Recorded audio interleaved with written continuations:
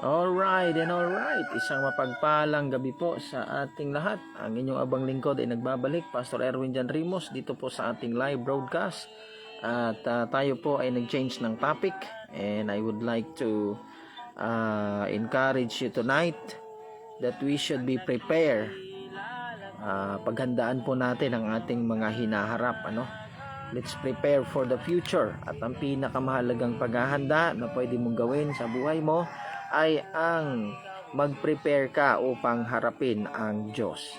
Prepare to meet thy God. So yan po ang sinabi ng Amos chapter 4 and verse number 12. Ganito po ang sinabi sa salita ng Panginoon. Amos chapter 4 verse number 12. Therefore thus will I do unto thee, O Israel, and because I will do this unto thee, prepare to meet thy God. Paghandaan mo na ikaw ay haharap sa iyong Panginoon. Prepare at nakakaunawa na darating ang araw na ikaw ay haharap sa Diyos. Okay? So unang-una po sa lahat, you need to prepare for death. Sapagkat ang araw na ito sa ayaw at gusto mo ay darating sa iyo. Paghandaan mo ang kamatayan. Dahil hindi po nagbibigay ng warning ang death sa buhay natin. Sabi po ng Hebrews chapter 9 verse 27, and as it is appointed unto men once to die, but after this the judgment. Pagkatapos po ng tao ay bawian ng buhay, siya po ay harap sa tinatawag na judgment. Ano po ba ang judgment na mangyayari pagkatapos ng tao ay ikaw ay hindi na sumampalataya sa Panginoon hanggang ikaw ay binawian ng buhay? You are already condemned, sabi po ng salita ng Diyos. Kaya napakahalaga po na meron ho tayong instance sa buhay natin na tinanggap natin ang Panginoong Hesus. You know why? Kasi pagdating po na tayo ay bawian ng buhay, yun po yung magiging assurance natin. Welcome po, Ma'am Jella Di Guzman. Sabi po ng John chapter 3 and verse number 18, He that believeth on Him is not condemned, but he that napakahalaga mga kapatid na tayo po ay merong instance na tinanggap natin ang Panginoong Hesus. Sapagkat sabi po ng verse number 17 ng John chapter 3, For God sent not His Son into the world to condemn the world, but that the world through Him might be saved. So yun po ang reason kung bakit ipinadala ang Panginoong Hesus. Upang tayo po na nandito sa mundong ito, hindi ho tayo mapunta sa condemnation, kundi mapunta po tayo sa salvation. Paano? Verse 16, For God so loved the world that He gave His only begotten Son, that whosoever believeth on Him should not perish, but have everlasting life. So napakahalaga po na meron kang maaalala sa buhay mo na isang araw, isang pagkakataon na ikaw ay tumanggap sa Panginoong Hesus. Kasi darating ang judgment kung saan ka ilalagay. Pagkatapos na ikaw ay mamatay, ang judgment na yan ay mangyayari.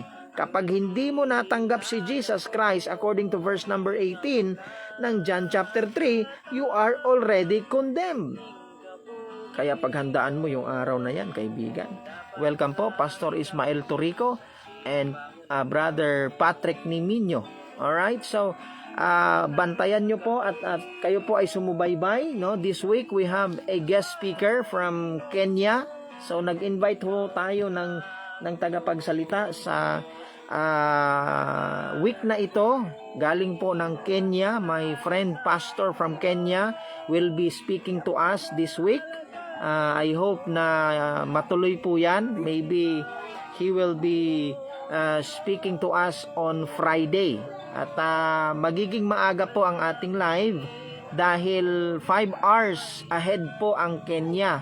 So i-adjust natin ang ating oras para hindi naman po mahirapan ang ating kaibigan kasi first time po ito na magkaroon tayo ng foreign speaker dito po sa ating live broadcast. Kaya abangan nyo po sa Friday po yan. So siguro maaga po tayo. Kung mag-start po tayo ng 5, 6, 7, 8, 9, 10 p.m. po yan doon. So, maybe mag-start po tayo ng siguro mga around 4:30. Ayan, para 9:30 po sa kanila.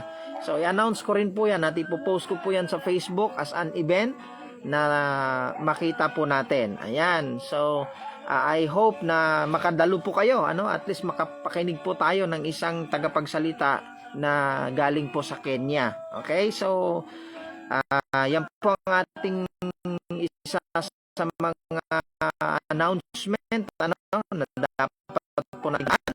So, balik tayo sa ating pinag-uusapan. Prepare to get by God. Naku po, kahit na ikaw tumarap sa Jesus, harap ka pa rin sa Panginoon. So, number 2, prepare for death. Number 1 po yan. Number 2, prepare for the life after death. Paghandaan mo yung buhay mo pagkatapos na ikaw ay mamatay. Kasi hindi ho nagtatapos dito sa ating last breath ang ating buhay. Meron pa pong naghihintay na kabilang buhay. Iyon ay ang sa piling na ng Panginoon. Tignan po natin ang Luke chapter 16, 21 to 23. Ang kwento po ni Lazarus and the rich man. And Lazarus was desiring to be fed with the crumbs which fell from the rich man's table. Moreover, the dog came and licked his sores. And it came to pass that the beggar died and was carried by the angels into Abraham's bosom, which is a picture of paradise. And the rich man also died and was buried, and in hell he lifted up his eyes. Being in torment, Lazarus ay pumunta po sa paraiso. Ang paradise po before Christ's resurrection ay nasa tabi ng impyerno in the heart of the earth. Nasa gitna po ang Great Gulf Fix. Pero after na ang Panginoong Hesus ay na-resurrect, yan po ay dinala na sa langit. Yung space po ay naging empty, yun ang magiging outer darkness para sa mga unprofitable servant. Tandaan po natin na ang tao po pag namatay ay meron siyang pupuntahang lugar. It's either sa piling ng Panginoon o sa piling ng walang hanggang pasakit. Dahil sa kanyang choice na reject niya ang Panginoong Hesus. Okay? No man cometh unto the Father but by Jesus Christ. So, wala pong ibang daan, wala pong ibang solusyon, kundi ang ating pananampalataya sa Panginoong Hesus, na siya lamang ang ating tagapagligtas. Number 3, prepare for the judgment after death or after the rapture. Okay, nagkaroon tayo ng time. Paghandaan mo yung judgment pagkatapos ng rapture. Kasi lahat po ng ligtas ay haharap pa sa Panginoong Hesus sa judgment seat of Christ after na tayo po ay marapture. 2 Corinthians chapter 5 verse 8 to 10. Tingnan po ninyo. Sabi ni Apostle Paul, I am confident, I say, that willing rather to be absent from the body and to be present with the Lord. Yan po, pag namatay siya, instant na wala pang rapture. Wherefore we labor that whether present or absent, we may be accepted of Him. For we must all appear before the judgment seat of Christ, that everyone may receive the things done in his body according to that he hath done, whether it be good or bad. Meron pa pong awarding pagkatapos ng judgment seat. Meron pong makakatanggap ng reward at meron namang walang reward. Okay? So, dalawa po ang judgment pagkatapos ng tao ay mamatay. Okay? Dalawa po yan. Ang para sa mga ligtas ay judgment seat of Christ. Ang para sa mga hindi ligtas ay ang great white throne judgment. So, kahit na po ang mga hindi ligtas, ang mga hindi tumanggap sa Panginoong Hesus, ay meron silang judgment after After ano, pastor? After the second resurrection. Sabi po ng Revelation 20 verse 11, "And I saw a great white throne, and him that sat on it, for whose face the earth and the heaven fled away, and there was found no more place for them. And I saw the dead, small and great, stand before God, and the books were open, and another book was open, which is the book of life. And the dead were judged out of those things which were written in the books, according to their works. And the sea gave up the dead which were in it, and death and hell delivered up the dead which were in them." Ayan po, dalawang partition niya ng impyerno. Yung outer darkness for the saved, at saka yung impyerno na may apoy, in them. "And they were judged every man according to their works, and death and hell were cast into the lake of fire." So dalawa po ang ginamit, yung book of life, ginamit po yun sa judgments ng Great White Throne, at saka yung books, which is the Bible. So, at sabi po ng verse 15, "Ang sino man na nandun sa Great White Throne na hindi nakasulat sa aklat ng buhay ay itatapon sa dagat-dagatang apoy." So, napakahalaga mga kapatid, na tayo po ay handa sa pagharap natin sa Panginoon. Tayo mga tumanggap sa Panginoong Hesus, una tayo haharap, dito sa 2 Corinthians 5 verse 8. Good evening po, Ma'am Merly Beatrice. Hanggang 10, judgment seat of Christ after the rapture. Kapag wala kang reward, listen to me very carefully, pag wala kang reward, ay present ka sa Great White Throne Judgment. Ikaw yung indem, kasama ka dun sa indem, kasi dalawang partition ng impyerno ang ilalabas doon. Kasi sa verse number 7 to 10, ng Revelation chapter 20 ay nailabas na po si Satanas dyan para sa Gog and Magog. Okay? So if you are familiar with your eschatology, you will know what I am talking about. But if not, it means you are a long way to reach this kind of understanding that we have. But nonetheless, to make it simple, mga kapatid, we will all face the Lord in judgment. So we need to prepare ourselves. If you are a Christian, prepare yourself to face the Lord in the judgment seat. If you are a non-believer, there will be a second resurrection, and you will face the Great White Throne Judgment for you to be resurrected and to be condemned forever and ever. So, napakahalaga po na nagwa-warning tayo sa mga tao. Sige, sabihin na natin we are already prepared. Sabihin na natin we have served the Lord. Pero paano po yung ibang tao? Paano natin sila wawarningan na dapat sila ay maghanda? Dapat aware ho tayo dyan, mga kapatid. We should and we must. It is our responsibility to warn them before it's too late.